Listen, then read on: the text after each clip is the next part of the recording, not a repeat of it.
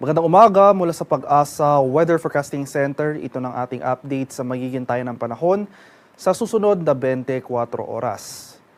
Tuluyan pa ngang humina ang northeast monsoon o yung malamig na hanging amihan at sa ngayon wala na itong area na naapektuhan sa anumang bahagi ng ating bansa.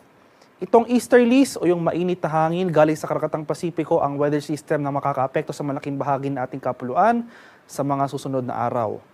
Dahil sa easterlies, makakaranas pa rin tayo ng mga pag-ulan sa silangang bahagi ng Central Luzon. Samantalang rest of the country, including Metro Manila, makakaranas tayo ng pangkalahatang maaliwala sa panahon, maliban na lamang sa mga tsansa ng isolated rain showers or localized thunderstorms.